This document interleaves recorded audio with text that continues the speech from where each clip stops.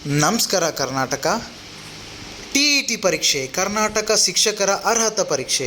ವಿದ್ಯಾರ್ಹತೆ: ಅಭ್ಯರ್ಥಿಯು ಡಿ.ಎಡ್, ಬಿ.ಎಡ್ ಅಥವಾ ಡಿ.ಎಲ್.ಇ.ಡಿ ಉತ್ತೀರ್ಣರಾಗಿರಬೇಕು. ಅರ್ಜಿ ಶುಲ್ಕ ಈ ಕೆಳಕಂಡಂತಿದೆ.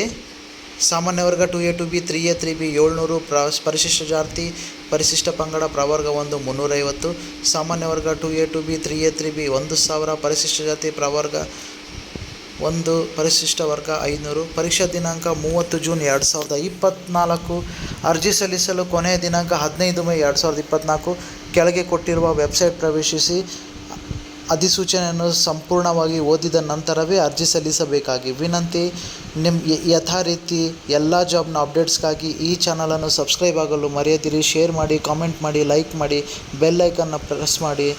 ಯಾರ್ಯಾರಿಗೆ ಇದರ ಉಪಯೋಗವಿದೆಯೋ, ಅವಶ್ಯಕತೆ ಇದೆಯೋ ಅವ್ರಿಗೆಲ್ಲರಿಗೂ, ಎಲ್ಲ ಯುವಕ ಯುವಕಿಯರಿಗೆ ಶೇರ್ ಮಾಡಲು ಮರೆಯದಿರಿ.